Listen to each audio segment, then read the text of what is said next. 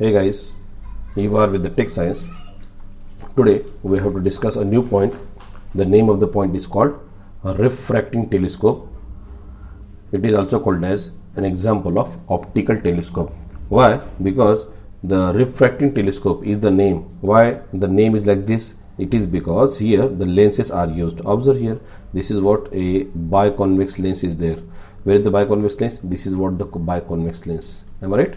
And this is also a biconvex lens. So what happened here, when the light rays are traveling and when they passed from this air medium and when they entered the glass medium, of course after, because of the deviation, of course there is a deviation, and again they are traveling out of this lens. What does this mean? It means that the light rays are traveling from one transparent medium, it enters into the another transparent medium, and again it left into the first transparent medium. Means of course here there is a passing of the light rays are there, although there is a bending occurs, and when the light rays are passing from one transparent medium into the another one, this concept is called as the refraction concept, as we discuss in the lenses chapter. Am I right? So observe here, this is what it is called as the refracting telescope, also called as the optical telescope, and generally they are made up of two or more lenses as shown in the figure. Observe, this is the first lens, and this first lens is nothing but one more. This is the first lens, and this first lens is called as the objective lens, and we have one more lens that is called second lens. It is called as the eyepiece. So two lenses are there. Now let us see one by one what exactly the function of objective lens exactly. So this objective lens we have to made as large as possible. Why? Because whatever the objects are there, that is called heavenly objects, so which are having the infinite distance from the lens, from this telescope, of course they are entering. So when you have to see, in that case what is our output? The output is that our eyes has to be see magnified image of the objects, that is called the heavenly object. And for this reason the objective lens, this is the objective lens, so this objective lens has to carry out, or it has to be collect the maximum amount of light which are coming from this heavenly object. So these are the light rays. Observe 1, 2, 3. So these are the light rays which are coming from the heavenly objects, and the objective lens we have to made as large as possible, and using the light ray which is collected by this objective lens, it has to be transferred into the next lens, that is called the eyepiece. Now if you observe what happened here, now let us consider the second diagram for you. It is very easy for us. Why? Because some light rays are there. If you observe, these light rays are parallel. These are the parallel to the principal axis, and when they are parallel, when they are passed through this, what happened here? Of course the after converging power, because of course it is called as the converging lens, है ना? Or convex lens is also called as the converging lens. Observe, this is what the diagram of the converging lens. What is the diagram? This is the diagram of converging lens. What does this mean? It means that when the light rays which are parallel to this principal axis, when they are passed through this convex lens, biconvex lens, of course they converge, and that they meet at a point. This is the point where they exactly meet. They meet at a point. Observe, this is the point where they meet at a point. Where they meet exactly? They meet at a point. It is called focus, and this is what the focus of this lens.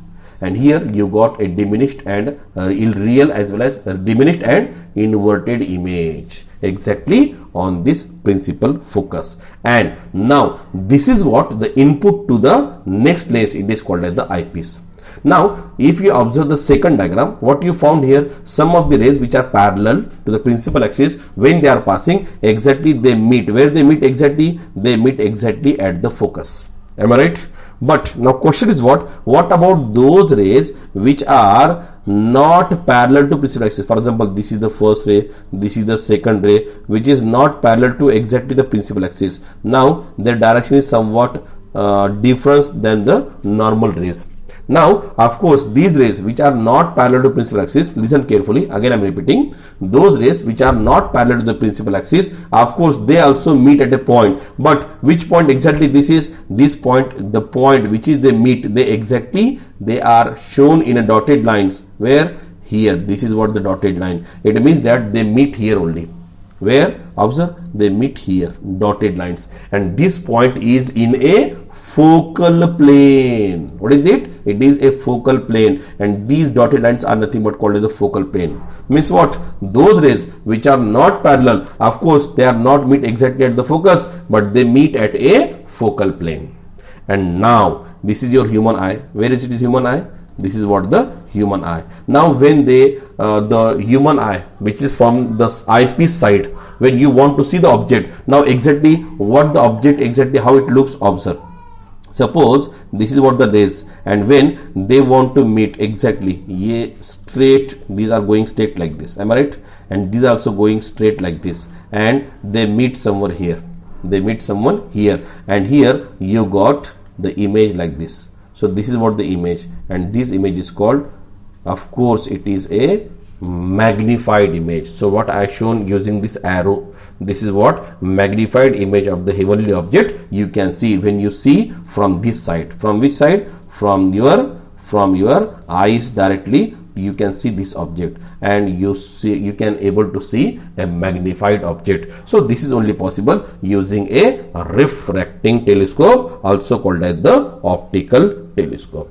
Okay, so this is what the working of the optical telescope, and because of here refraction occurs, and here because of this it is called as the refracting telescope also.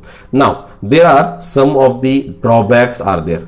These are some of the drawbacks are there. You can, in short, you can say that the difficulties are there. So what kind of difficulties are there exactly? First difficulty is regarding the, if you want to obtain the bright image of the source by collecting the maximum amount of light, in that case what you have to make? You have to make this objective lens as large as possible if you have to collect the maximum amount of light, and it is very difficult to make such a large lenses. This is the first drawback. So what is the first drawback? If you have to collect the maximum amount of light which is coming from the heavenly object, so you have to make the objective lens as large as possible. However, it is very difficult to make just such a very large lens.